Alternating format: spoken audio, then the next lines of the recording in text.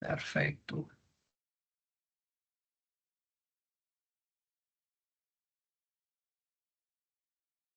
Listo. Bueno, entonces vamos a iniciar. Primero que todo, muy buenas noches, estimados y estimadas estudiantes.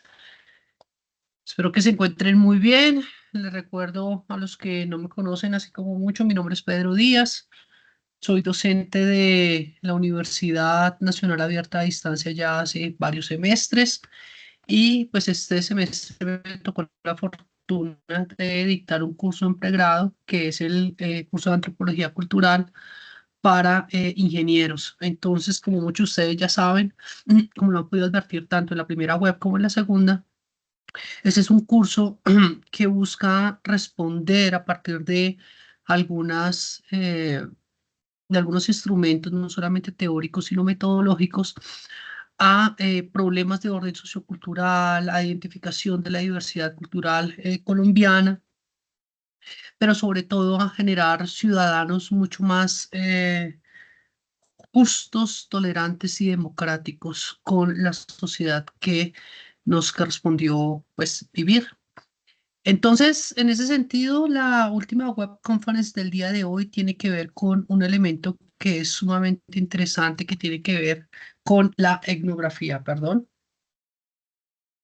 Un instrumento sumamente interesante que puede ser utilizado en cualquier tipo de disciplina.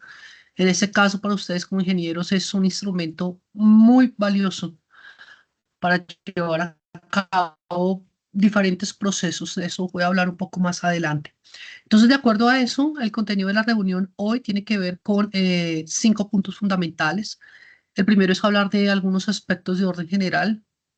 El segundo tiene que ver con la presentación de la actividad 3. Vamos a mostrar algo, qué es lo que tienen que hacer, muy brevemente. Posteriormente vamos a pasar a una exposición que tengo preparada que se titula Etnografía, instrumentos de investigación. Y luego vamos a pasar, si nos alcanza el tiempo, a una exposición que tenía preparado el otro docente de este curso, que es el profesor Osvaldo. Y por último, haremos un par de preguntas. Algunos me preguntaron que por qué hacíamos hoy la web conference tan tarde. Entonces, hemos decidido cambiarla con el objetivo de o dar la posibilidad de que ustedes, los que trabajan y todo ese tipo de cosas, tuviesen la posibilidad de acercarse y tener pues una interacción sincrónica, a diferencia de las otras web conference. Bien. Entonces vamos a iniciar con eso, vamos a iniciar con unos aspectos generales del curso que siempre yo menciono, pero que me parecen sumamente importantes, que son tres, que uno es el segundo es la puntualidad de las entregas y el tercero es el elemento de las citas. Entonces, respecto al primer punto, la participación, quiero ser reiterativo en términos de tres elementos y eso lo digo por lo que sucedió en la fase 2, lo que significa la participación. La participación en este curso es no solamente obligatoria, sino que es fundamental y la participación no se realiza conforme, y eso lo discutíamos la otra vez con unos estudiantes, no se hace conforme a la entrega de las etapas o de la actividad de la fase, no. Tiene que ver con tres aspectos puntuales. El primero de ellos son comentarios a sus compañeros, pero comentarios argumentativos, puntuales, no son comentarios en términos de esa, a veces observa uno muy vacío los comentarios como me gustó tu comentario, la cultura es importante para la vida. No, de eso no se trata. La idea es que a partir de lo que ustedes han aprendido estén en la posibilidad de generar comentarios críticos y argumentados a lo que dicen sus compañeros. Dos, la participación tiene que ver con el material del curso. Entonces, el material no solamente son las guías que se han, las lecturas que se han aportado en el sílabus, en la guía, sino tiene que ver también con todo el material audiovisual que a ustedes se les comparte. Es un material que se ha buscado, que se ha seleccionado por su calidad y que es sumamente importante para su formación profesional. El tercer punto tiene que ver con la participación respecto a los. Entonces, la idea es que ustedes estén en la capacidad y ya la están de ofrecer comentarios, es decir, no solamente críticas, sino también propuestas argumentadas respecto a los diferentes temas que nosotros hemos señalado. La idea de este punto es que ustedes estén en la capacidad de construir conocimiento. Yo he dicho en las pasadas web conferences que una diferencia muy grande en términos de la educación a distancia y la educación presencial es que si bien en la educación presencial la manera de construir conocimiento se da en el aula de clase, aquí tenemos los foros. Entonces es un elemento que considero que es fundamental para que ustedes lo utilicen en términos de esa participación que estoy comentando y puedan ustedes participar. Entonces la participación tiene que ver en esos tres niveles. No tiene que ver, y quiero dejarlo claro, con la entrega de los elementos que componen la fase, con la actividad de la fase, tiene que ver con eso. Entonces, explicado este punto, paso al segundo, que es la puntualidad de las entregas. La puntualidad consiste no solamente en entregar la fase el día que es, perdón, entregar la actividad en el entorno de evaluación el día que es, sino que lleguen los 3 últimos días del cierre de la actividad, porque es que allí no hay construcción de conocimiento, no hay aprehensión. Realmente lo único que usted está haciendo allí es entregarlo por entregar. Hay una gran diferencia en dos categorías, en dos verbos, que es el deber ser y el otro es el me toca. Cuando usualmente los colombianos en nuestra cultura utilizamos el me toca. Entonces, esa es una acción que no nos permite realmente aprender aquellos elementos que nos permiten un horizonte cultural mucho más amplio, cultivarnos, como hablábamos en la primera fase, en la primera web conference. Recuerden de dónde proviene el concepto cultura, ¿no? Del latín culture. Bien. Entonces, la idea es que ustedes hagan esas participaciones a tiempo, entreguen esas actividades a tiempo, porque eso le da también la posibilidad a sus compañeros también de poder participar y retribuirse a sí mismo. Bien, el último punto tiene que ver con el tema del plagio y este es un tema importante por varias razones. Recuerden ustedes que yo les hablé la anterior web conference sobre las normas de derecho de autor. Las normas o la ley de derecho de autor busca que, por ejemplo, en el campo académico, que todo aquello que yo utilice con el objetivo de construir conocimiento debe ser citado cuando no es mío. Entonces, yo les decía a ustedes que era fundamental consultar las normas APA, les decía a ustedes que consultaran la biblioteca que está muy bien montada en mi juicio, y por favor se aprendieran la manera de citar. Lo digo porque se han presentado muchísimos procesos de plagio, hay errores en los cuales se cometen errores simplemente por desconocimiento, por ignorancia. Sucede que desde que ustedes inician la universidad están en la obligación de consultar este tipo de normas.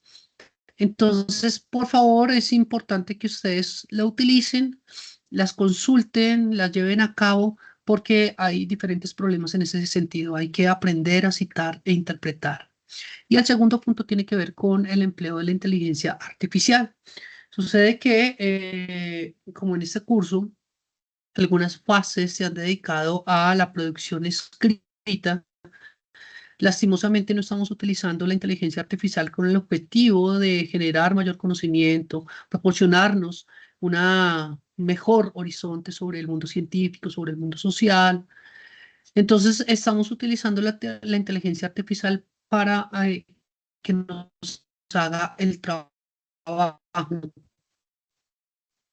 Ustedes hacer software que nos permiten revisar si esos documentos fueron elaborados por ustedes o por la inteligencia artificial. Si es elaborado por la inteligencia artificial, eso pasa por plagio y la nota es 0. Entonces, la idea, estudiantes, por favor, y pues siempre el camino más tortuoso es el mejor. Yo los invito a que ustedes realicen sus lecturas y realicen sus escritos a su modo, con sus palabras, como ustedes lo puedan hacer, pero no acudan a este tipo de herramientas para que le hagan el trabajo. Eso simplemente se llama facilismo, ¿no? estarían ustedes, y lo quiero decir en palabras de Emmanuel Kant, en una minoría de edad, esperando que el otro piense por usted, que el otro lo haga por usted. Lastimosamente, la cultura colombiana tiene muchísimos desfases, muchísimos problemas, y considero que ese tipo de elementos hay que corregirlos, sobre todo cuando nos estamos formando en el ámbito universitario, ¿no? Recuerden ustedes lo que es la palabra universidad. Entonces, por favor, el uso de la inteligencia artificial, yo lo acabo para consultar datos, ya considero que es un instrumento fabuloso de conocimiento, pero no para que les haga los ejercicios. Eso es algo muy, muy, muy grave. Entonces, espero que este punto haya quedado claro y vuelvo a reiterar, trabajo que tenga o esté realizado con inteligencia artificial y usted lo pase como suyo, ese trabajo queda inmediatamente. Por favor, esfuércense. Ese es un elemento importante. Hay un texto de un filósofo colombiano, murió hace mucho tiempo, de origen antioqueño, que era Estanislao Zuleta y tenía que ver con el elogio de el esfuerzo, ¿no? Y la crítica a ese facilismo con el que la cultura colombiana se ha acostumbrado, ¿no? Que nos acostumbramos a construir países de cocaña para hacer todo más fácil. Entonces lo dejo hasta ese punto, por favor. Entonces tengan cuidado con eso. Vamos a hablar un poquito de la fase 3 que ustedes tienen que hacer rápidamente. Y vamos a hablar de lo siguiente. Lo primero que ustedes tienen que hacer es abordar las lecturas que ustedes tienen aquí en pantalla. Ustedes también la pueden consultar en el sílabus o también las pueden consultar en sus respectivos guías de aprendizaje o en el entorno de aprendizaje, unidad 3, allí están. Son realmente 4 lecturas. Entonces, la idea es que ustedes tengan la posibilidad de acercarse a ellas. La primera es de Restrepo, la labor etnográfica, que considero que es un texto maravilloso. Lo encuentran en un libro que se titula Etnografía, Avances y Técnicas y TICAS. Es importante que lo consulten. El segundo es el trabajo de la profesora, una antropóloga argentina, que es la profesora Rosana Cuba, que ya hace 20 años escribió un texto muy bueno en español, que es la etnografía, método y reflexividad. Reflexividad es uno de los textos, considero yo, no importantes, pero sí muy bien escrito en términos de los estándares internacionales, de lo que se está pensando a nivel mundial respecto a lo que es la etnografía. Yo espero que ustedes hayan sido curiosos y hayan visto el libro en su totalidad, porque también se encuentra un pequeño acápite que hace referencia particularmente al uso de la etnografía en las ciencias duras, en este caso ingenierías, química, en todo ese tipo de cosas. Entonces me parece importante que lo puedan leer. El segundo es un trabajo de unos dos norteamericanos, dos también grandes antropólogos, que es Martin y el profesor Atkinson, que es un trabajito muy sencillo, que es la etnografía, y ellos allí llevan a cabo un debate que considero sumamente interesante entre lo que es el positivismo, de alguna manera que caracteriza la forma de construir conocimiento en el mundo de las ciencias duras, pero también cómo se lleva a cabo en el mundo de las ciencias sociales y cómo lo podemos utilizar.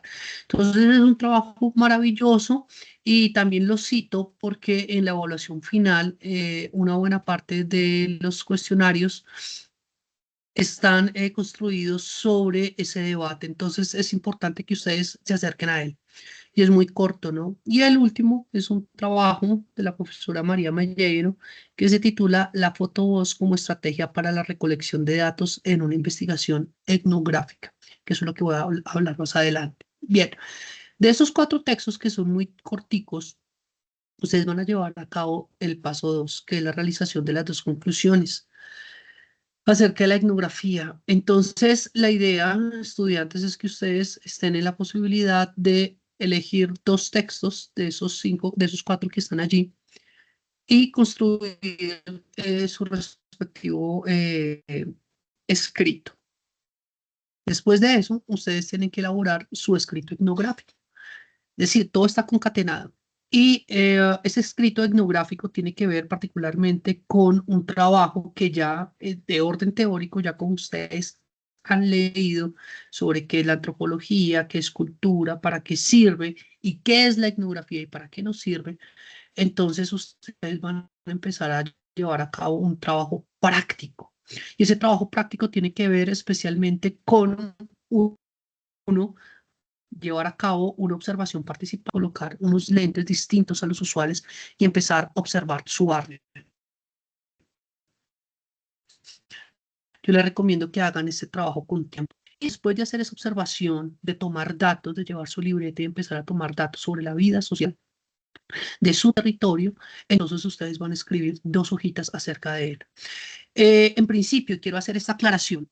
Cuando nos hacemos referencia al término de territorio, vamos a hacer referencia particularmente a aquellos lugares de habitación al cual usted le ha concebido o le concede un significado emocional. Entonces, aquí no se trata de que ustedes elijan como su territorio la localidad. No, no se trata de eso. La otra vez tuve que corregir un trabajo sobre eso, a pesar de que se hizo la aclaración en el foro. No se trata de eso.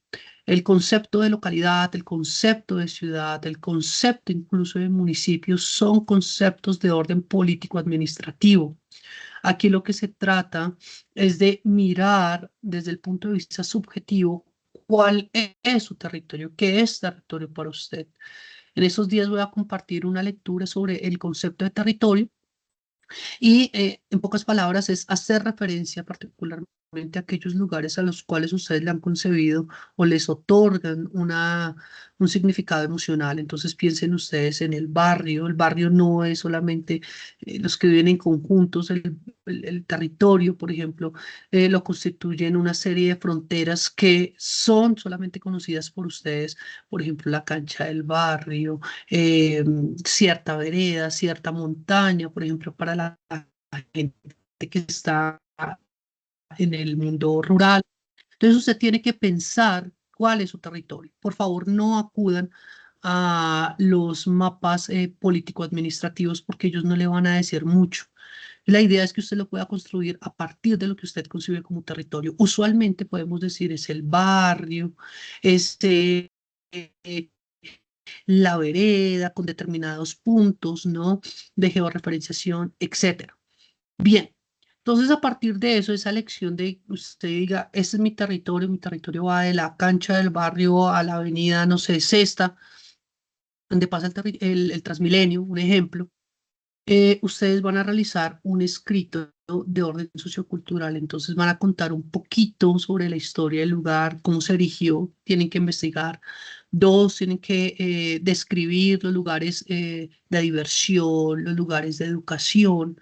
Cuando me refiero a lugares de educación, me refiero particularmente a si hay colegios, si hay jardines, si hay universidades, porque eso se convierte en últimas en un problema de orden social y económico también. También describir las prácticas socioculturales, es decir, por ejemplo, si en términos de los lugares de diversión, cuál es lo que se observa, qué es lo que aparece a primera vista con mayor intensidad. Entonces, ustedes pueden hacer una variación. Recuerden a Rosana Guber si la leen bien. Por ejemplo, son muy distintos los barrios populares con los barrios de la clase alta, entonces los lugares de diversión varían mucho. En términos de eso, mencionar, por ejemplo, si en sus barrios tienen teatros, si en sus barrios tienen cines, si son asequibles en términos económicos. Si no los hay, entonces eso también se constituye en otro elemento, una problemática. ¿Qué hay en términos de la diversión? ¿Cómo se divierte la gente? Entonces, por ejemplo, se puede decir, no, pues en mi observación yo encontré que la mayor parte de la gente se divierte en las bolirranas o se divierte en otro tipo de cosas. Este tipo de cantinas son las que más abundan en mi barrio. Ese tipo de cosas son fundamentales para usted empezar a tener una idea distinta del territorio. Aquí la idea, como dice Goober y dicen otros científicos, es que usted se salga de ese lugar y se ponga unos lentes, digámoslo así, el lente científico, y usted sea objetivo, ponga una barrera en términos emocionales entre lo que es usted y lo que va a describir. Entonces, eso por un lado. Por el otro, también es describir las políticas sociales que encuentra usted allí. Todo esto debe hacerlo en 2 hojitas. Tienen que hacerlo con sus propias palabras. Bien. Cuando ustedes también reflexionen las prácticas socioculturales, por ejemplo, una de ellas es que los domingos, los fines de semana, en los barrios populares de muchas ciudades de Colombia se encuentran los famosos partidos de microfútbol. Yo lo escribo. ¿Mm? Es un elemento que quería llamar la atención. Entonces, esa es una práctica sociocultural, eso es importante que ustedes que la elijan, o si por ejemplo, no sé, hay tantas cosas importantes. Entonces ustedes van a pasar al paso 4, que es el formato del photo voice, que son 2 cosas distintas. Una cosa es el escrito etnográfico, otra cosa es el photo voice. El photo voice es un formato que ustedes lo encuentran en el entorno de la guía de actividades. Entonces, ese photo voice es particularmente la sistematización de los datos que usted hizo observando y describiendo su territorio en esas 2 hojas. Entonces, allí, ¿qué va a hacer? A partir de esas observaciones y la descripción, usted va a elegir una práctica cultural, la que usted haya elegido. Eso sí, usted tiene que haber leído muy bien el trabajo de Rosana Huber. Y a partir de eso, entonces, usted va a hacer el análisis de esa práctica sociocultural en ese formato del photo voice. Ese formato le exige a usted unas fotografías. Esas fotografías deben ser propias. No se admiten fotografías tomadas de internet porque ellas son las que nos dan testimonio de que usted hizo su trabajo etnográfico, usted fue allá, tomó las fotos de la gente, tal. Las fotos tienen que ser propias y del mundo social, no son fotos de la iglesia o foto de la calle, no, o foto del parque, no, no, no, no, tiene que ver con el mundo social. Por favor, que la gente se vea desde el fondo. Entonces, ustedes llenan el formato de photo voice. Reitero, el escrito etnográfico y el photo voice son totalmente diferentes. En el escrito etnográfico usted realiza un escrito holístico, completo de su territorio. Y en el photo voice usted va a realizar el análisis de un pequeño punto de una práctica sociocultural que usted haya observado en su trabajo de campo. Por eso es importante que lean el trabajo, lo reitero muchísimo, el trabajo de Rosana Huber y en parte también el trabajo de Restrepo, que es la labor etnográfica. Bien. Y el último punto es básicamente elaborar una reflexión acerca de la etnografía del territorio de 5 minutos. Aquí quiero hacer otra aclaración porque me tuve un caso sumamente interesante y es que, a ver, yo lo primero que quiero decir es que ustedes tienen que hacer una exposición en video. Eso significa lo siguiente. ¿Qué es una exposición? Una exposición es una técnica que se utiliza para transmitir información, conceptos, en la cual se hace de manera oral, con un discurso estructurado, lógico, y donde el estudiante o el docente aparece de manera personal. Entonces, en ese sentido, quiero decir que exposiciones que aparezcan o no aparezcan ustedes y estén solamente en off, perdón, ups, ya llego. Que aparezcan solamente en off no serán tenidas en cuenta, por favor. Tampoco animaciones. También quiero hacer claro en ese sentido que usted construya una, ups, aló, ya volví. No se van a tener en cuenta animaciones, lo digo porque hubo una animación que se presentó y eso no es una exposición, eso no demuestra su aprehensión del conocimiento, su exposición, la manera de cómo usted puede exponer una información que usted ha aprendido y la quiere transmitir. Entonces, es importante que quede claro, la exposición la pueden montar ya sea en YouTube o en el Google Drive. Por favor, déjenlo público porque a veces se presentan problemas y básicamente eso es todo lo que ustedes tienen que hacer. Bien. Eh, por último, quería hacer una referencia a lo que son las acciones. Entonces, no quiero que pase otra vez desapercibido y para dar claridad a todos aquellos que no la presentaron para la fase 2. Entonces, lo primero que ustedes tienen que realizar es la lectura y posterior a eso, ustedes tienen que, con sus propias palabras, construir un breve resumen de eso que ustedes han leído, máximo una hoja. Y la idea es que ustedes estén en la capacidad de exponer la totalidad de ese texto en sus propias palabras, muy breves, una pequeña síntesis. Pero esa síntesis es importante que ustedes la o lleven a cabo una opinión argumentada sobre lo que es ese texto. Entonces, cuál es su posición respecto a lo que ha leído, el tema, el texto, etcétera. Eso es lo que se está pidiendo, por favor. Y no son esas dos, tres líneas escuetas que algunos a veces por afán, por salir del paso, pues el único que pierde es el estudiante, ¿no? Elaboran. Entonces la idea es que construyan un buen texto que demuestre que se lo ha leído y que no lo ha hecho la inteligencia artificial.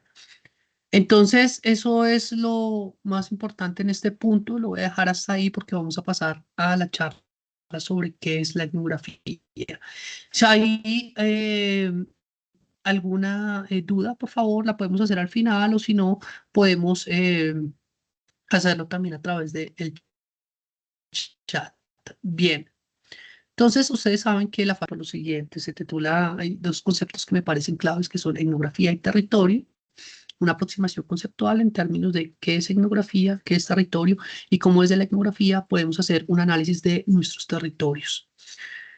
Eso pues se va, digámoslo así, o va a sintetizarse en un pequeño análisis sociocultural sobre sus territorios. Bien. Quiero empezar por esta cita, me parece maravillosa, de Patricio Guerrero, que dice así, entre comillas, la etnografía es una organización de comprensión y cultural, todo privilegiado para el conocimiento directo de los hechos sociales. El método etnográfico se refiere a la descripción y análisis de las actividades cotidianas para entender los universos de sentido, las lógicas de la acción social del otro y de nosotros. Página 721. Al lado izquierdo, derecho, perdón, ustedes encuentran una fotografía tomada por el profesor de origen austriaco, Reichel Dolmatov, a las poblaciones indígenas guaivas que durante pues, gran parte del siglo XX fueron prácticamente exterminados. Fueron muy pocos los trabajos de orden etnográfico que se hicieron con ellos, lo que demuestra un poco también lo que yo les decía en la primera web conference, la intolerancia y la ignorancia del pueblo colombiano. Bien, ¿cómo surge la etnografía? Quiero empezar a hablar de eso en términos de orden científico. Bien, la etnografía como tal es una etnografía que significa descripción de eh, etnias, ¿no? Entonces, en el gobierno particularmente o fueron las exploraciones ultramarinas que se presentaron a finales del siglo XV, a principios del siglo XVI, desde el punto de vista europeo hacia otras partes del mundo. Esas exploraciones ultramarinas produjeron dos cosas fundamentales. Una de ellas es el desarrollo y expansión del capitalismo moderno y el segundo, el conocimiento de otros mundos sociales y culturales totalmente diferentes a los de Europa. Eh, un teórico alemán lo llama esto el desencantamiento del mundo. Entonces, a partir de esto se empezaron a generar toda una serie de informes que se le conocieron como informes de viaje, los informes de los misioneros, de todos esos curas y que pertenecían a las órdenes mendicantes como los franciscanos, los agustinos, los dominicos, quienes bajo la égida de evangelizar a todas estas culturas diferentes a la europea y que no estaban bajo la égida del mundo católico, entonces tenían que realizar también determinados informes y también los informes administrativos, sobre todo de todas aquellas zonas que fueron colonizadas como nuestro territorio. Entonces, allí se generan, llamémoslo así, como los primeros archivos, los primeros escritos sobre esas poblaciones, pero esos escritos no tenían ningún fin científico, sino particularmente un fin de orden de dominación. Se busca describir aquellos otros para evangelizar mejor, para explotarlos mejor. Así surgieron múltiples miles de informes que hoy reposan en muchos archivos, por ejemplo, en el caso de Colombia, en el Archivo General de la Nación y en los archivos de las iglesias de los diferentes municipios que componen el país. Bien.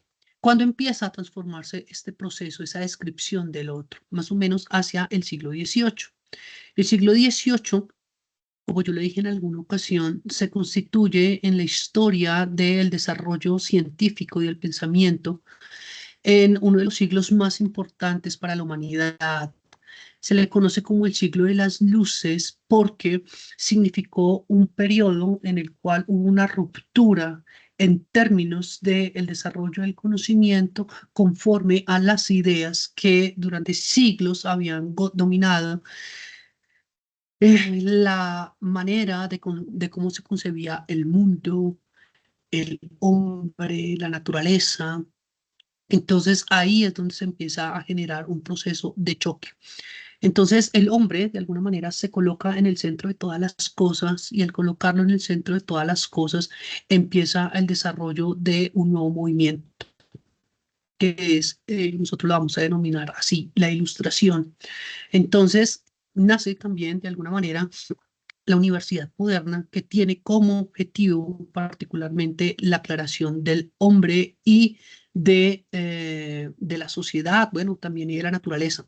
Pero eso que estoy contando, lo hago muy rápido, tuvo que ver con un proceso histórico de muchísimos años, de muchísimas luchas respecto a algunas instituciones, es particularmente la iglesia, que se oponía especialmente a formas distintas de concebir el mundo, el hombre, la sociedad, la manera de cómo las sociedades se organizaban. Entonces, en el siglo XVIII hay esa ruptura, se genera una ruptura muy fuerte, surgen muchísimos pensadores, especialmente en Europa, hablo de Francia, Alemania, Inglaterra, y entonces bajo esa idea de la clarificación del hombre y de la sociedad, surge la idea también de tratar de entender esas otras poblaciones distintas a nosotros y que habitan otros continentes. Entonces allí surge un segundo periodo de viajes de exploración, pero que no tienen el fin de dominar, de explotar, sino básicamente conocer, describir y comprender el mundo que nos rodea.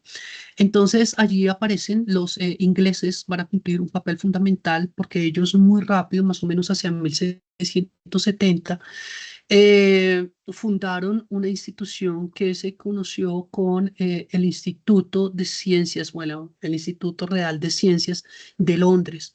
Y entonces fue financiado no solamente por la corona, sino también por la burguesía que estaba en muchísimo auge en ese momento y van a financiar unos viajes de orden científico que fueron dirigidos por un hombre maravilloso que fue el capitán Cook, que ese es un retrato que ustedes lo tienen en la parte izquierda de las pantallas.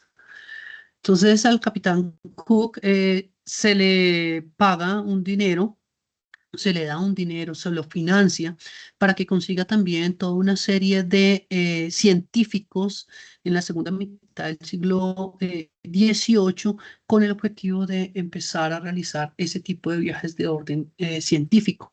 Entonces se empieza a contratar, hoy lo llamamos lo que nosotros denominamos botánicos, se contratan también dibujantes, se contratan lo que podemos llamar nosotros también geólogos, químicos, pero también hombres que tienen formación en historia y que están totalmente interesados en entender esas otras poblaciones.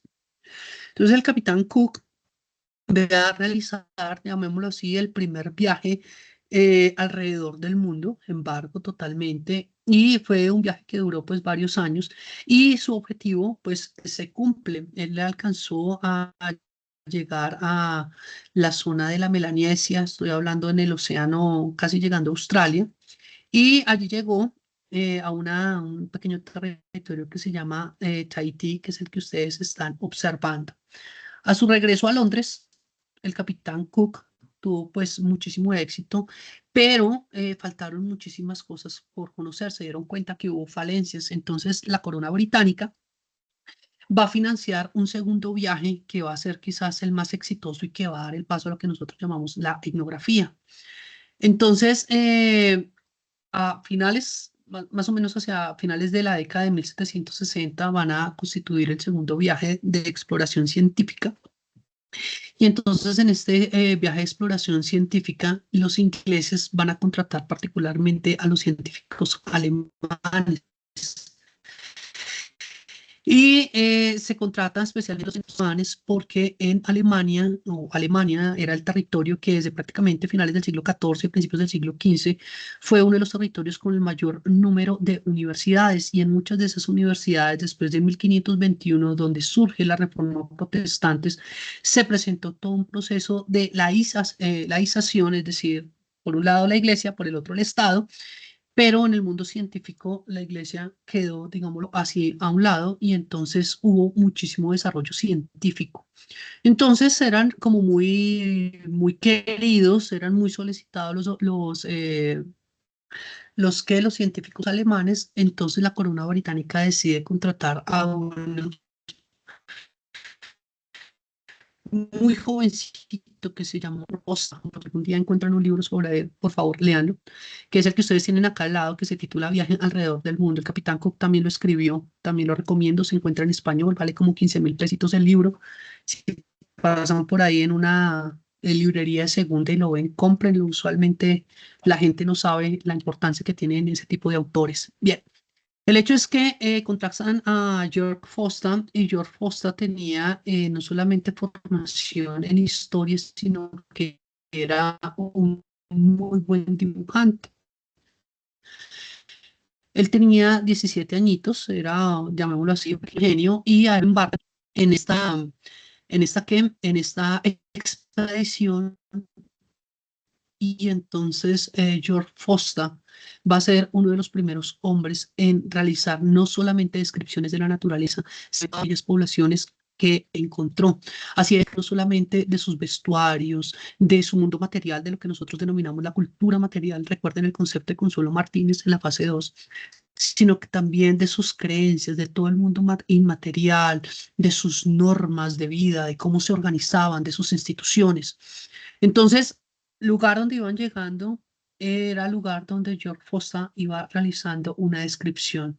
Esa descripción tenía como función, en el fondo era un análisis social, era tratar de comprender al otro en su propio hábitat. Y ahí con él podemos decir que surge de alguna manera, entre comillas, la etnografía moderna. ¿En qué sentido? En que su objetivo es científico, no es un instrumento para, vuelvo a insistir, dominar o explotar a las comunidades donde iban llegando. Al retorno a Londres, George Foster escribe este libro, lo escribe primero en alemán, posteriormente lo traducen al inglés, que se titula Viaje alrededor del mundo, que es un libro particularmente donde él realiza una descripción muy detallada de todas esas poblaciones distintas a las que llegaron. Una de las primeras reflexiones que deja George Foster a partir de la etnografía es que la etnografía nos sirve para comprendernos a nosotros como sociedad en nuestras diferencias. Es un elemento fundamental del mundo moderno. Posterior a eso, George Foster vuelve a Alemania y va a ser profesor de otro gran hombre que se llamó Gerhard Müller. Y aquí es donde entran los rusos, que también son fundamentales. Y sucede que los rusos, a finales del siglo XVII y principios del siglo XVIII, crearon la Gran Academia de Ciencias de Rusia. Y esto va a estar, en principio estuvo en Moscú, después lo trasladaron a una ciudad muy bella que se llama San Petersburgo. Y en esa ciudad van a construir la Academia de Ciencias. Sucede que Rusia no se quería atrás, no se quería quedar atrás conforme a los desarrollos científicos que estaban llevando a cabo, particularmente los ingleses. Entonces, por eso desarrollan esta institución. Entonces, los rusos, al igual que los ingleses, dicen, contratemos alemanes. Y así fueron, y contrataron a Gerhard Müller. Entonces, la idea de Müller y de los rusos era conocer, ustedes saben que Rusia al día de hoy es quizás por extensión uno de los estados más grandes a nivel mundial, pero para la segunda mitad del siglo XVIII la mitad de Rusia no se conocía, especialmente toda la zona de lo que nosotros conocemos como Siberia. Entonces, se creía en ese momento que había, yo quiero que miren ¿cómo es que se llama? Mi mouse. Se creía que había un estrecho que podía comunicar Eurasia con América. Eso era lo que se creía, pero eso no se sabía. Y toda esta parte de Siberia que les estoy comentando se desconocía totalmente. Entonces, contratan a un señor, Bering, quien es el que va a dirigir la expedición a lo largo de toda Rusia, y él es en últimos el que va a descubrir el famoso estrecho que divide a Eurasia de América.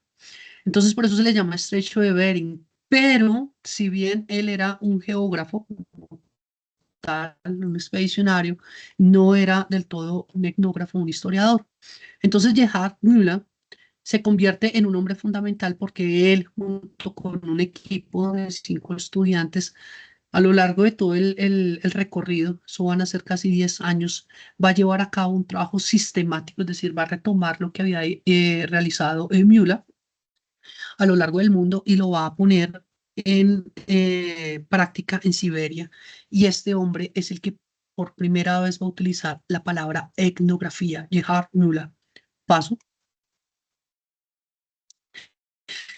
Entonces este hombre empieza pues a realizar toda una descripción de todas las poblaciones que existían en toda esta zona y a su regreso a Alemania, entonces él va a dictar por primera vez la clase de etnografía en la universidad, en la Universidad del Norte de Alemania, se me olvida en este momento, ya me acordaré, y él va a escribir un pequeño libro de etnografía donde él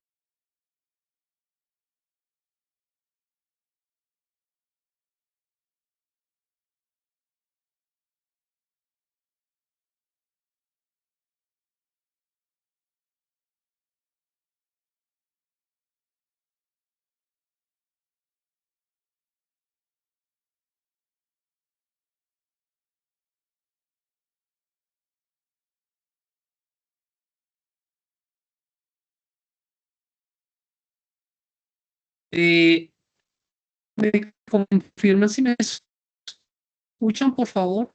Gracias. Doctor, está cortado el internet.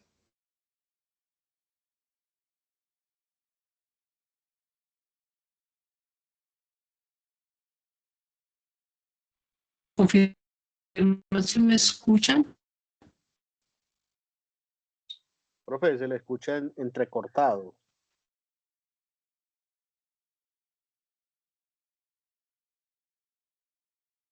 Está mala la conexión, doctor Pedro.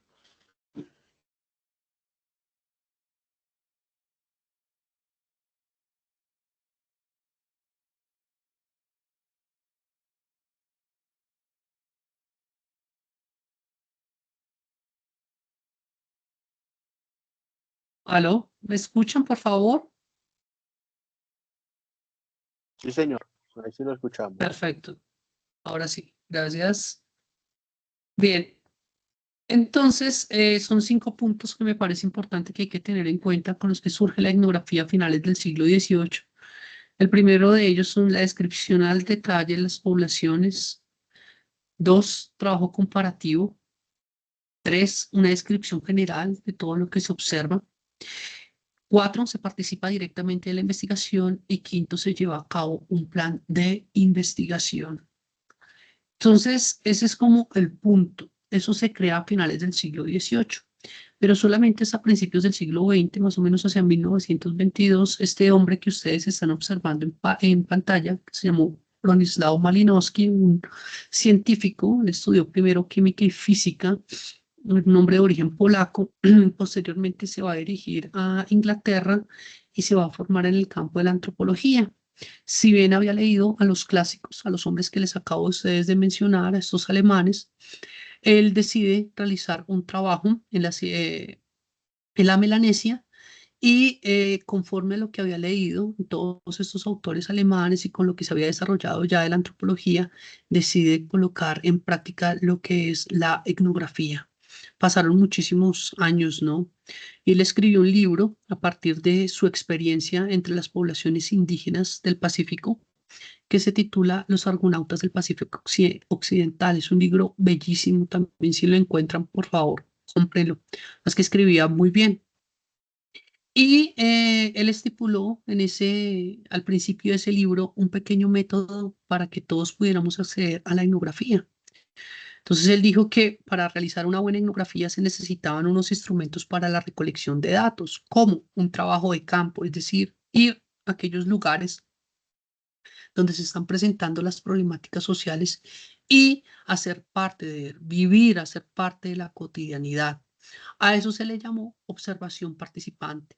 Observación participante no es otra cosa, sino que usted vive como extraño en ese mundo que usted ha elegido. Puede ser un grupo cultural, puede ser una fábrica, puede ser cualquier tipo de situación pobre, puede ser también su propio territorio, pero con una objetividad. Entonces es observar la manera de cómo la gente vive, cómo la gente se organiza, cómo la gente piensa, cuáles son sus creencias respecto al mundo, respecto a la naturaleza, respecto al mundo metafísico, es decir, respecto al mundo religioso, todo ese tipo de cosas. Y esto lo puede llevar a cabo a partir de unas notas que lleva a cabo en un diario de campo. También puede realizar entrevistas que pueden ser directas, indirectas, etcétera, o el estudio de caso. Es quizás uno de los aportes más interesantes de Malinowski. Pero ya para nosotros, para finalizar y con la importancia que tiene la etnografía y especialmente para que ustedes realicen su trabajo, hay que tener en cuenta varias cosas. Entonces, primero es que cada individuo tiene que tener una formación teórica. Entonces, si ustedes se han dado cuenta en el desarrollo de este curso, ustedes lo primero que hicieron fue entender qué es antropología y un concepto fundamental que es la cultura. ¿Para qué sirve la cultura? ¿Cuál es el objeto de estudio de la antropología si no es la cultura? ¿Cómo analizamos la cultura? ¿Qué diferencias tiene el concepto de cultura, por ejemplo, con el uso cotidiano? Esa es la formación teórica. También entender qué es la etnografía, cuál ha sido su desarrollo histórico, etcétera. Entonces, con eso ya ustedes tienen la posibilidad de hacer una descripción, así sea mínima.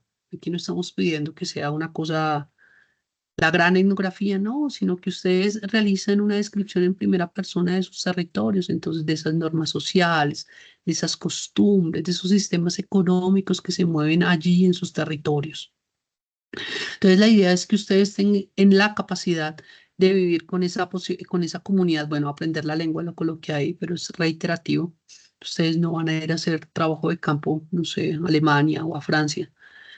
Y describir los elementos que hacen imprescindible la vida social. ¿Qué es lo que hace importante la vida para los sujetos que usted está describiendo, no? Entonces, para algunos será el trabajo, ¿no? Porque pues, hay que satisfacer las necesidades básicas, tantas cosas que hay, ¿no?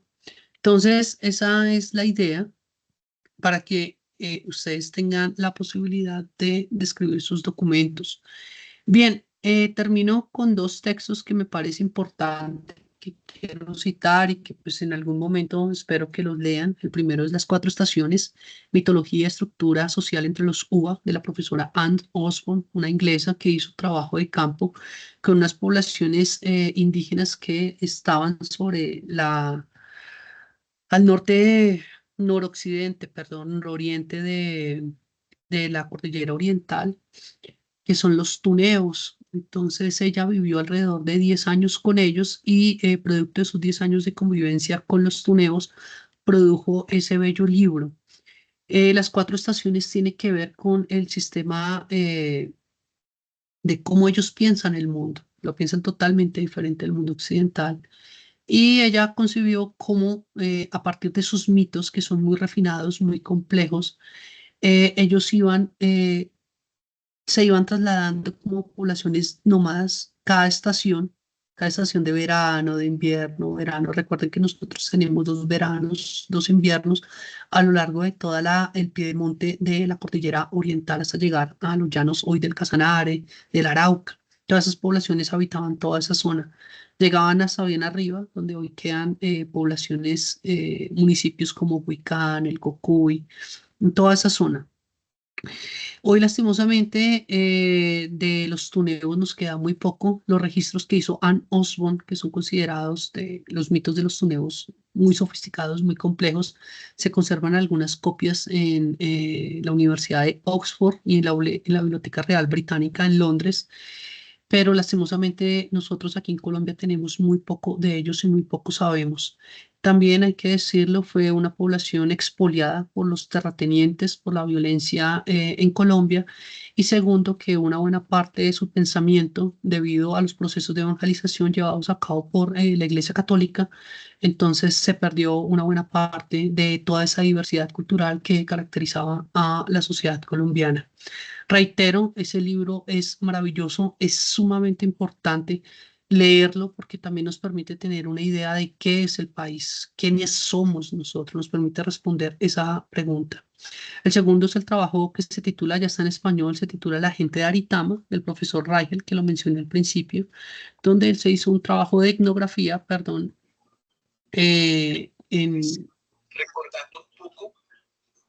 Aló, por favor, si me pueden cerrar el micrófono. De ahí que podemos llegar a implementar las diferentes. ¿Será que pueden cerrar el micrófono, por favor? Gracias. Entonces, ese libro, si lo encuentran, por favor, léanlo porque es un análisis de una población indígena que se creía blanca y entonces tiene toda una gran complejidad, ¿no? El Dolmatov describe algo sobre el problema que nosotros tenemos en términos de nuestro arribismo social. Es un trabajo muy bello, por favor, léanlo. Y yo extraí de ese libro una pequeña fotografía que se titula Danza en la fiesta del Corpus Christi. Y la traje a colación porque la idea también es que ustedes, especialmente las personas, todos aquellos estudiantes que viven en el mundo rural, tengan la posibilidad de observar esas prácticas socioculturales de sus municipios que muchas veces están asociadas a las fiestas religiosas que son maravillosas, como la del Corpus Christi, que ha desaparecido en una buena parte de Colombia, que son básicamente prácticas bastante, digámoslo así, mestizas, combinan elementos de la cultura indígena, pero también del mundo judío-cristiano. Entonces eso hace muy rico también la comprensión de nuestro país. Entonces lo dejo hasta ahí. Al final vamos a hacer un par de preguntas y le doy paso al profesor Osvaldo, quien brevemente nos va a hacer una pequeña exposición acerca del concepto de territorio. Entonces, profesor César, si me hace el favor. Entonces, usted ya puede, por favor, compartir.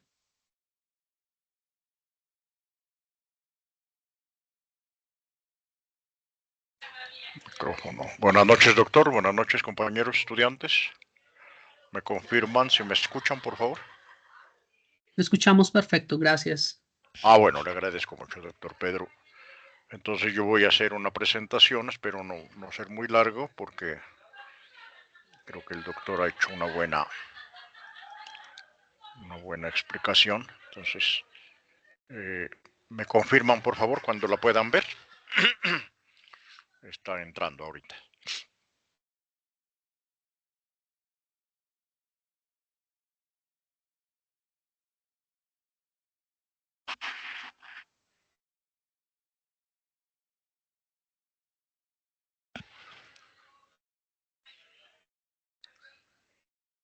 ¿Ya la pueden ver, por favor? Perfecto, Sí, profe. Continúe. Bueno, muy bien. Bueno, entonces para complementar la exposición que ha hecho el doctor, yo me voy a detener solamente en los conceptos de cultura y de territorio, tratando de hacer pues una aplicación pues lo más concreta posible. Entonces, en primer lugar, vemos allí, dice, territorio no es lo mismo que tierra. La tierra puede ser, no sé, puede ser las 4 hectáreas en las que vive una comunidad indígena, como la que estamos viendo en la imagen, o puede ser la tierra que compone un municipio, un corregimiento, el barrio, lo que sea. Pero para nosotros territorio es más bien una significación cultural. La comunidad se apropia de la tierra y la convierte en territorio. Entonces se da una concatenación entre el mundo y el entorno.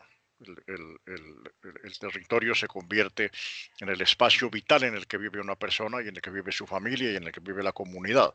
Y allí pues va a encontrarle significado a todo lo que es su vida.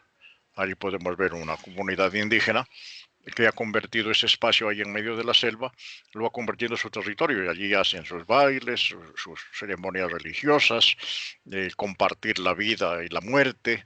Entonces todo el territorio va adquiriendo un valor diferente a simplemente soy dueño de una tierra, soy dueño de una finca, o soy dueño de la hacienda como tierra, sino que para nosotros el territorio tiene una significación cultural muy importante. Por eso el desarraigo, cuando cuando se desplazan por la violencia o por cuestiones económicas o por el clima o por lo que sea, pues se produce un rompimiento muy grande en la gente, porque no es cualquier tierra, sino es lo mío, donde estoy, donde están mis raíces.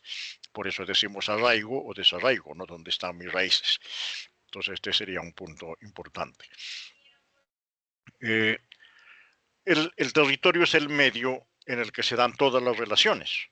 Pueden ser las relaciones económicas, por ejemplo, donde sacamos el pescado, donde cultivamos la tierra, donde trabajamos y los que estamos en la ciudad, donde estamos trabajando. Allí se dan nuestras relaciones económicas, que son las que nos permiten vivir. También donde se dan los roles sociales que pueden ser de parentesco, de amistad, de vecindad. Entonces allí se dan roles sociales. Yo vivo en el centro de la ciudad, donde el concepto comunitario es muy pobre. Uno se saluda con la gente, saludamos a los vecinos, nos saludamos entre nosotros, en algunas ocasiones nos ayudamos, pero no sabemos cómo se llama la gente. Aparte de la vecina mía que vive al frente de mi apartamento, no sé cómo se llaman los demás. Pero bueno, por lo menos tenemos ahí una cierta vida social, aunque sea para saludarnos. Allí también se dan los lazos de parentesco y de amistad, ¿cierto? Con mi familia. Ahorita estoy aquí reunido con mi familia en mi casa porque estamos celebrando el aniversario de la muerte de mi hermana. Entonces, esta casa no es simplemente un bien inmobiliario, sino es un territorio en el que se están tejiendo las relaciones de parentesco y de amistad con mis familiares y con mis amigos. Entonces ahí se va viendo la cosa. También es el lugar, el territorio donde se celebran los rituales. Rituales, por ejemplo, de armonización entre la tierra y la comunidad. Allí vemos un grupo de indígenas que están tocando un árbol, seguramente haciendo una ceremonia, ¿no? que muestra la profunda unión que existe entre la comunidad, la persona y la naturaleza, ¿no? Recuerden que casi todas nuestras culturas indígenas son animistas, entonces ellos piensan, por ejemplo, que el árbol tiene un espíritu, los animales tienen un espíritu, animistas, ¿no? Las cosas tienen alma. Para cuando uno vive en un territorio determinado, uno siente que la casa no es solo la casa, sino que en la casa hay un conjunto de relaciones, ¿no? de cosas que nos ayudan a armonizar las relaciones entre nosotros y con la tierra y con la comunidad. Este sería otro punto. Bueno, el territorio y disciplinas, ya hemos visto, el doctor estaba hablando de todo el desarrollo antropológico, etnográfico que se ha hecho a lo largo de la historia. Algunas disciplinas tienen una relación profunda con el territorio. La ecología, por ejemplo. La ecología mira al área, a la tierra, que nosotros decimos, la tierra como habitada por unos organismos que se complementan, ¿no? Unas víctimas, unas presas, unos depredadores, que se relacionan entre sí en unas relaciones de mutuo interés y que se complementan desde el punto de vista ecológico, etcétera. Para nosotros también. La tierra en la que vivimos, el territorio en el que vivimos tiene una profunda relación con la naturaleza, sobre todo en este momento en que estamos pasando tantas dificultades por el cambio climático, por la falta de lluvias, etc. Bueno, otra disciplina que se relaciona con el territorio es la geografía social. la geografía social estudia la Tierra no como mapa, ¿no es cierto? No como accidentes geográficos, sino que la geografía social estudia la Tierra y el territorio como escenarios donde se dan las relaciones de poder o de posesión, ¿cierto? Allí la geografía social se pueden ver cómo se van produciendo todas las relaciones sociales, el estatus de cada uno, el rol que cada uno desempeña en la sociedad, se van dando ahí en esta disciplina que llamamos la geografía social. Y finalmente, decimos que la antropología también tiene relación con el territorio porque para la antropología el territorio es el lugar donde se da la construcción cultural de prácticas sociales. Entonces allí las tenemos, allí se puede ver la imagen, no sé si ustedes la conozcan, es una imagen de los hipogeos de tierra adentro, unas tumbas, como un cementerio pero subterráneo en tierra adentro. Eso queda en el Cauca, por el lado de la frontera, en límite entre el Cauca y el Huila. Es un lugar muy bello, una cosa que hay que ver alguna vez en la vida. Es cómo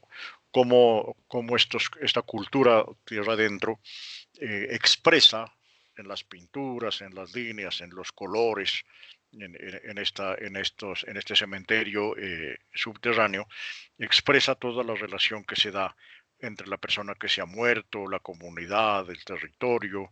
Entonces allí están esto que para nosotros es muy importante en Colombia, estos monumentos que alguna vez deberíamos visitar y que tenemos que cuidar tanto, ¿no? Tierra Adentro es un lugar muy bello, visto bello hace muchos años.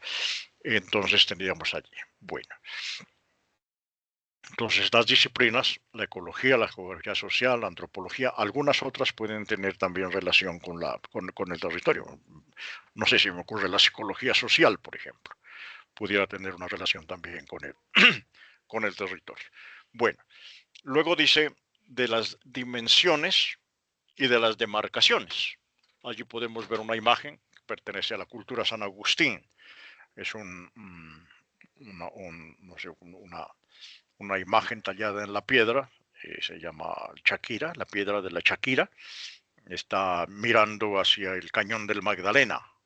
Entonces, una deidad, ¿no? Como viendo ahí en una posición pues privilegiada, puede contemplar todo el espectáculo que significa el cañón del Magdalena, que va entrando ya en la parte más plana y se va a convertir en el gran río que cruza casi medio país. Allí aparece. Entonces me parece que es muy interesante esta cultura San Agustín, que desafortunadamente desapareció antes de que llegaran los españoles. Ya no existía, seguramente por alguna cuestión climática o por alguna cuestión de que se llama de enfermedades o de cosas o alguna guerra, alguna cosa. Esa cultura desapareció. Afortunadamente, como la cultura San Agustín, y esta que creo que debe ser una cultura como anterior a la cultura San Agustín, afortunadamente sus monumentos se hicieron en piedra. Entonces, pues los podemos ir a ver, los podemos contemplar en San Agustín, en Isnos, esta clase de imágenes.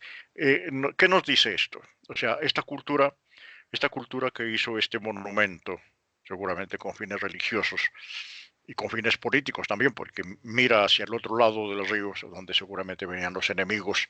Entonces podían ver esa imagen ahí en la piedra y debió producirles algún temor, porque sabían que iban a enfrentarse con un enemigo poderoso, pienso, ¿no? Así como haciendo un ensayo. Entonces nos enseña esto que las culturas demarcan sus territorios. Por ejemplo, esta es una marca del territorio, es el fin del territorio de esta cultura que puede ser preagustiniana, ¿no es cierto? Entonces allí está. El territorio, dice, es multidimensional.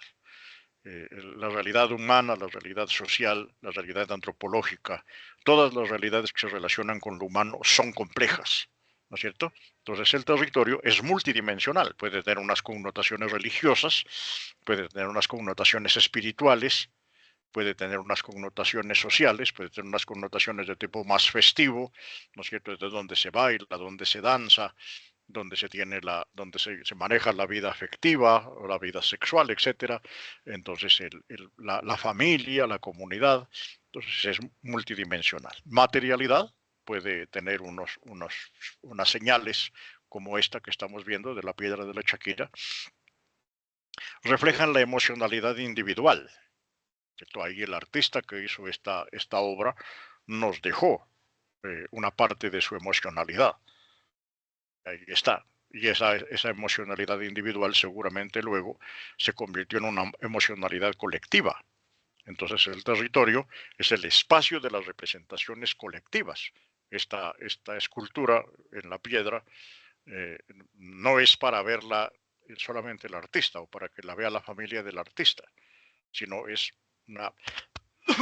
un monumento que de alguna manera representa lo que es la comunidad, lo que significa. Ojalá estuvieran vivos para que nos contaran qué significados alcanzó a tener para ellos, ¿no es cierto? Bueno, otra en relación con la dimensionalidad y con la demarcación, podemos decir que el territorio también es multiescalonado. Existen varios escalones. Puede estar en lo local, por ejemplo. Yo vivo en el barrio, en el centro. Tú vives en una vereda allá en el campo. Otro vive en una comunidad en la costa. Tantas formas de localidades que tenemos nosotros en el país. Puede ser la región. Por ejemplo, yo estoy acá en el sur de Colombia, una cultura pastusa que es tan rica. Tenemos nuestra propia comida, tenemos nuestra propia forma de hablar, tenemos nuestra forma de hacer chistes y chanzas entre nosotros mismos. La mayoría de los chistes pastusos los inventamos nosotros, porque la gente de fuera no sería capaz de inventar lo que nosotros somos capaces de inventar para reírnos de nosotros mismos, que es una gran ventaja que tenemos los pastusos, que es reírnos de nosotros mismos. Entonces estamos allí. Bueno, puede estar bien el Estado-nación, Colombia, el Ecuador. Nosotros dentro de Colombia, por ejemplo, los pastusos nos consideramos otra nación, nos consideramos un país aparte, como el País Vasco, como el Estado catalán en España, ¿no es cierto? Nosotros también, los antioqueños, sienten que son una cultura paisa, son el país paisa. Los costeños tienen sus propias costumbres. Somos un país tan grande, formados por tantas culturas, que podríamos decir que somos un Estado, como dice allí en la última palabra, plurinacional, ¿no? Plurinacional, pluriétnico, tan diverso, tantas realidades, los negros, los indios, los campesinos, la gente de la costa, la gente de la sierra, los que viven en el valle, los que viven en el medio, son tan diferentes unos de otros. Afortunadamente he podido vivir en muchas partes del país, incluso viví algún tiempo con una comunidad indígena en el Amazonas durante un año entero, que hice allá mi trabajo antropológico. Entonces dice uno, ¿cómo somos tan ricos en ese sentido, ¿no? Plurinacionales, porque hay muchas nacionalidades en el país, y pluriétnico, porque somos de muchos grupos culturales tan diversos, tan distintos, tan ricos y tan complementarios, ¿no es cierto? Bueno, otra cosa, la territorialización y la territorialidad. La territorialización es la demarcación y la delimitación del territorio.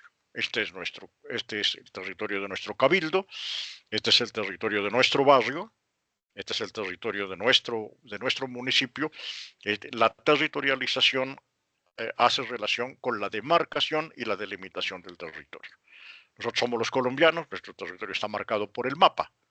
Ahí en el mapa hemos hecho la territorialización. La territorialidad es otra cosa. La territorialidad indica un sentido de posesión y de pertenencia del territorio. O sea, hemos convertido el territorio en algo sagrado. Nosotros tenemos una relación profunda, una relación espiritual, una relación anímica con el territorio. Para nosotros el territorio es mucho más que la tierra. Por ejemplo, para estos 4 niños indígenas,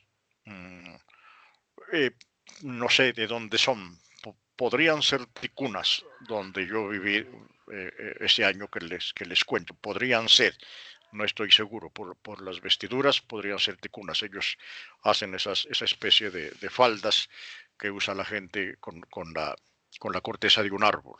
Es un árbol especial, le pegan con palos, le pegan hasta que termina muy macerado, magullado la corteza del árbol, y luego vienen con el machete, con un cuchillo, cortan el pedazo y sale como si fuera una tela pues un poco burda, ¿no? Como un cáñamo, como un costal, pero ya limpiándolo, lavándolo y haciéndole esos procedimientos se vuelve más o menos flexible. No me acuerdo cómo se llama porque cuando viví en el Amazonas, eso hace mucho tiempo, más de 40 años, y la memoria ya con la edad se va volviendo cada vez más flaca, ¿no es cierto? Pero me suenan, ¿no? Los indios ticunas y huitotos con los que viví. Una experiencia bellísima, las más bellas de mi vida, nunca lo olvidaré.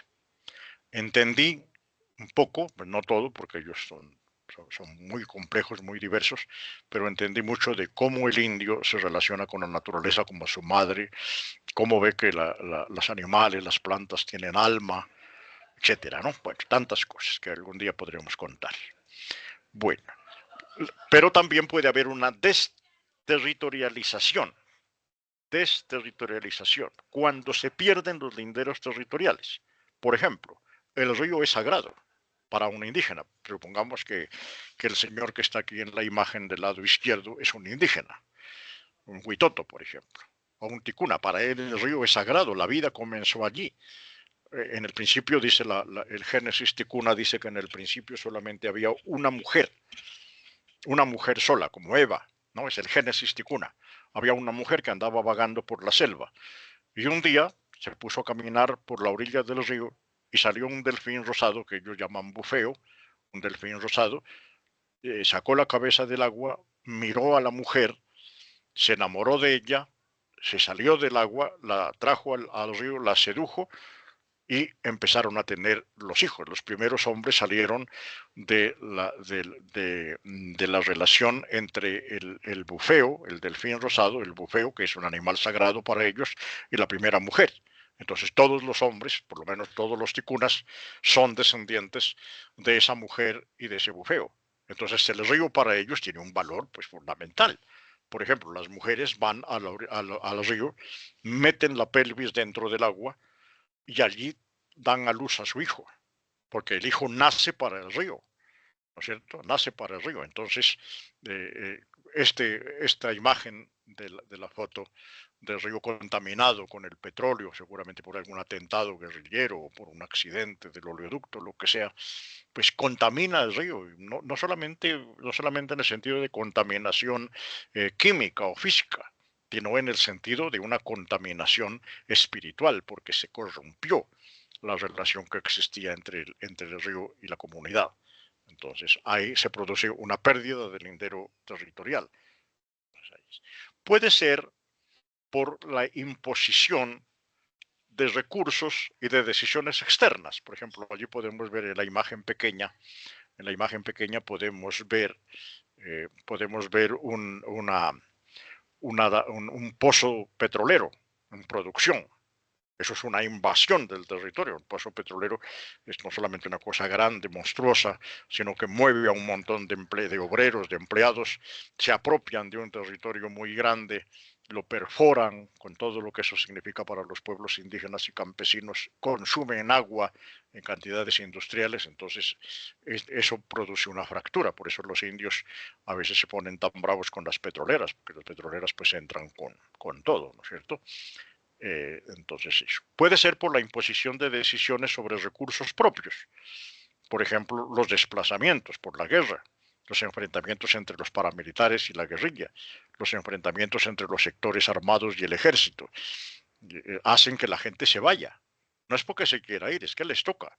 ¿No es cierto? Puede ser una imposición de decisiones sobre recursos propios. Por ejemplo, que la guerrilla se pone a fomentar o los paramilitares a fomentar el narcotráfico, ¿no? Etcétera. Tantas cosas que se dan ahí en ese sentido. Puede ser también una decisión de la población de deshacer las relaciones territoriales y las representaciones espaciales. Allá hay una imagen de una iglesia. Yo sé que la imagen es un poco desgraciada porque es muy pequeñita. Es una capilla, una iglesia que está en ruinas, en un pueblo que está en ruinas. Es lo que llaman la España vaciada. Todos esos pueblos, algunos muy bellos, con iglesias góticas, con iglesias románicas, con castillos, con barrios espectaculares y todo, pero que por cuestiones climáticas, por ejemplo, por falta de agua, por la sequía, porque se perdió alguna cosa tal, tuvieron que dejar abandonado eso. Entonces, lo que era sagrado, las representaciones sagradas que tenían, por ejemplo, esa iglesia, que puede haber sido la iglesia parroquial, donde la gente se bautizaba, se casaba, donde se hacían los funerales, que era un lugar de encuentro espiritual y religioso, quedó abandonada. Entonces, se desterritorializó. Entonces, se pueden perder los linderos territoriales por imposición de recursos como el petróleo, por ejemplo, o el gas, o la minería ilegal, por ejemplo, que es tan agresiva, por la minería también. La minería legal y la minería ilegal son igual de agresivas con el territorio, con las comunidades. Puede ser por la imposición, por ejemplo, de los grupos armados que hacen que la gente se vaya, o puede ser por este problema de la migración, del abandono del campo, que es lo que es una cosa tan dura que se produce en algunos países como España, Italia, ¿no? Donde pueblos enteros han quedado abandonados. Bueno, pueden unas variaciones, ¿no? Unas variaciones. La diferencia entre el centro y la periferia. El Papa Francisco, que es una autoridad desde el punto de vista no solamente espiritual y religioso, sino también desde el punto de vista de ahora es un referente en toda esta lucha por la naturaleza, por el cambio climático, por la guerra, etcétera. Nos ha hecho cotidiano el concepto de periferia.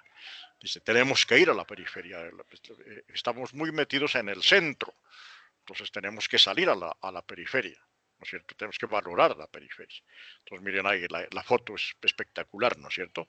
Parece un campo de golf, creo que es un campo de golf, está al lado izquierdo, un campo de golf con una frontera, ahí se alcanza a ver como un lindero, ¿no? Como un muro divisorio, y del otro lado la pobreza, ¿no? Los pobres amontonados, las calles destapadas, los techos de zinc, etcétera, ¿no es cierto? Entonces tenemos allí una imagen bastante diciente, de las cuales hay muchas en el internet, pueden encontrar ustedes de cómo contrastan el territorio de los ricos, del centro, con la periferia donde viven los pobres, ¿no es cierto? Mientras el niño del dibujo está preocupado por jugar en el celular, el otro niño se está muriendo de hambre, en el mismo mundo. Y en la otra imagen, pues, lugar, no lugar, este problema allí la frase está mal, es lugar, no lugar, ¿no es cierto? O sea, para el venezolano que migra, cuando pasa la frontera, cuando llega a otro país, para él no es el lugar, o sea, no hay arraigo, no hay raíces, no hay relación, no hay territorio. Para él, cuando pasa por Colombia, esto no es territorio, esto es tierra. El territorio suyo es el venezolano, que ha tenido que dejar por tantas razones económicas, ¿no es cierto?, sociales, por problema político, etcétera. Esas variaciones entre el centro y la periferia, y el lugar y el no lugar, me parece a mí, yo pues no soy antropólogo, soy filósofo y teólogo, pero pienso que sí sería muy interesante como de explotar desde el punto de vista de la antropología, estos conceptos de centro, periferia y lugar, no lugar, ¿no? Para darles una significación. Bueno, vamos avanzando. Aquí hay otros elementos, ya en conclusión, ¿no? En conclusión, entonces dice, el territorio es un elemento organizador de la naturaleza y de la cultura. Aquí podemos ver un pueblo, creo que es Sibundoy, me parece, Sibundoy es una comunidad indígena que va llevando la imagen de la Virgen de las Lajas. La Virgen de la Imagen de las Lajas ha reemplazado, como muchos elementos de la religión católica, ha reemplazado las creencias y muchas costumbres del pueblo, este pueblo, ¿cómo se llama? Camensá, creo que se llama. Un pueblo inga del Putumayo, ¿no? Los Camensá. Entonces ahí podemos ver a las indígenas. Me gustó la imagen, la encontré en el internet, me gustó la imagen. Ustedes pueden ver, por ejemplo, la indígena que va adelante con el tamborcito, va cargando la Virgen de Fátima, que es una imagen de otra cultura, de otra religión, y al mismo tiempo los zapatos, ¿no? Cómo se ha comprado unos zapatos muy occidentales, y las otras señoras también, como van con sus zapatos nuevos, negros, y entonces una mezcla ahí de lo que son, ¿no? Su vestuario, un vestuario muy bello que usan los indígenas en el Putumayo, unido con elementos de otras culturas, como la imagen de la Virgen de las Lajas, es una imagen católica, y los zapatos que indican que para ellos esto es una fiesta muy importante. Entonces, el territorio es un elemento organizador de la naturaleza y de la cultura. Hay una simbolización del territorio desde las culturas, ¿no? Este territorio es sagrado, este territorio no es sagrado, etc. O deja de ser sagrado por alguna razón. El sentido de pertenencia del uno, ¿no es cierto?, Yo tengo un sentido de pertenencia, soy pastuso raizal. Yo soy orgullosísimo de ser pastuso. Yo conozco la historia de mi ciudad, yo sé dónde se produjeron los hechos históricos, dónde vivían las comunidades religiosas, dónde vivían los indígenas, dónde estaba el cementerio, dónde estaban las cosas. Yo sé lo que soy. Tengo sentido de pertenencia mío con mi tierra y con mi cultura, y para mí todo esto tiene mucho de componente sagrado y espiritual para mí. De los mismos, ¿no? De mi familia, de mi hijo, de mi esposa, de mis familiares. Ahorita estamos reunidos aquí en mi casa porque estamos celebrando el aniversario de la muerte de una hermana mía que murió hace un año. Entonces aquí estamos reunidos, charlando, riéndonos un poco, tomando café con tamales, etcétera, porque para nosotros el sentido de pertenencia a la tierra también la cargan nuestros muertos, ¿no? Entonces tenemos ahí. Y de los otros, de la comunidad, de los otros, de los venezolanos que van y vienen, de la gente que está afuera, de los negros que han venido a Pasto por necesidades económicas, etcétera. Entonces, esto sería como a manera de una conclusión, ¿no es cierto? Ya finalmente, no, yo pues tomé esos conceptos, los tomé de este sitio, de este documento, ¿no? Soportes teóricos y etnográficos sobre conceptos de territorio, que me pareció muy bueno. Conceptos los tomé de allí. Lo único que hice fue resumirlos y explicarlos pues con algún ejemplo. Ojalá sean afortunados. Dice Franklin, dice tutor, buenas noches, dentro del concepto de territorio y en el aspecto de rituales y armonización entre la tierra y la comunidad, los rituales que tienen algunos grupos indígenas a través de los bailes son aplicables a estos aspectos. Sí, cuando el indio baila, no lo hace como nosotros cuando bailamos salsa, cuando bailamos una cumbia. Cuando el indio baila está haciendo una vivencia religiosa, una vivencia espiritual, ¿no es cierto? Está manifestándose de otra manera.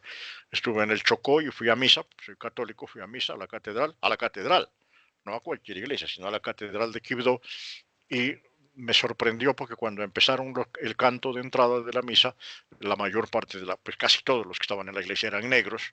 Entonces la gente empezó a bailar, empezó así como a moverse, después ya empezaron a aplaudir, ya a danzar, ya a bailar, ya frenéticamente, y después salió el padre, que también era un negro, salió por allá de la sacristía, y este sacerdote negro también salió bailando, y esa vaina era una fiesta. Entonces dice uno, no, pues nada, en nada comparado, por ejemplo, con la misa que acaban de celebrar por mi hermana, que era una cosa muy tiesa, muy seria, muy organizada, ¿qué dijéramos nosotros? Muy plana a la forma en que los negros celebran la misa como una fiesta, como un baile. Los negros bailan porque sí o porque no, bailan porque nace un niño, bailan porque se muere, bailan porque se casaron, bailan porque se le murió la mamá. O sea, la danza tiene un valor distinto, no es bailar por bailar, no es vamos a bailar porque sonó una canción del grupo Nietzsche, no, sino que el baile tiene una connotación superior. Perfecto. Y el doctor Pedro le contesta, dice, claro, muchos de ellos están asociados al conocimiento de las poblaciones en sus ecologías, ¿no es cierto? Allí veíamos indígenas bailando en medio de la selva, podemos imaginarnos a los negros allá en la costa bailando aquí en Tumaco, las bailadoras que bailan bailes que tienen un valor religioso, las cantaoras que cantan canciones con un sabor africano, que son lo mismo en Palenque, ¿no? Por ejemplo, en San Basilio de Palenque, las mujeres negras que cantan nos traen a nosotros cantos con una reminiscencia de lo africano, de los cantos de los esclavos, de los cantos que tienen en el África. Eso pues le da al territorio, a la danza, a las costumbres que tenemos un valor pues bellísimo, ¿no? Bueno, entonces, pues perdonen ahí, no sé si estoy he interpretado bien el documento que resumí, pero esta era la idea. ¿Qué diría yo así en forma ya de conclusión? Lo que decía el doctor Pedro ahora, amar lo que somos, amar lo que tenemos, amar nuestros territorios, amar nuestras comunidades, rescatar tantas costumbres, tantas cosas que tenemos en nuestras culturas que tienen un valor tan bello y tan profundo. Entonces, doctor Pedro y compañeros, que yo allí terminaría mi exposición. Perdonen pues alguna cosa si fue mal. Profesor Osvaldo, muchísimas gracias por su participación. Hay que cerrar el micrófono. Gracias. Bien, Entonces, damos por finalizado hoy la tercera web conference del curso de Antropología Cultural. Tenemos un par de minutos por si ustedes tienen algunas preguntas, si tienen dudas, pues sería interesante también escucharlos. De lo contrario, pues entonces estaríamos cerrando. Entonces, no sé, preguntas, dudas.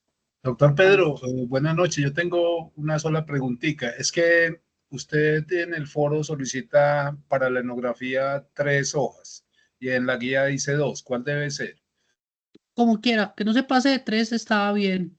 Realmente el número de hojas es irrisorio, siempre y cuando que no se pase de 3 y no sea menor de 1. Entonces es importante. Muchas gracias.